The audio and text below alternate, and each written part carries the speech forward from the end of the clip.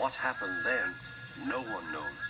Perhaps they forgot to couple Thomas to the train, or perhaps the driver pulled the lever by mistake. Anyhow, Thomas started. As he passed the first signal box, men waved and shouted, but he didn't stop.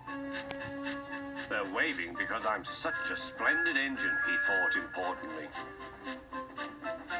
Henry says it's hard to pull trains, but I think it's easy. Hurry, hurry, hurry, he puffed, pretending to be like Gordon. People have never seen me pulling a train before. It's nice of them to wave, and he whistled. Peep, peep, thank you.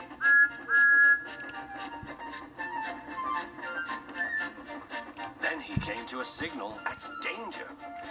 Bother, he thought. I must stop, and I was going so nicely too. What a nuisance signals are. He blew an angry peep, peep on his whistle. The signalman ran up. Hello, Thomas, he said. What are you doing here? I'm pulling a train, said Thomas. Can't you see? Where are your coaches, then? Thomas looked back.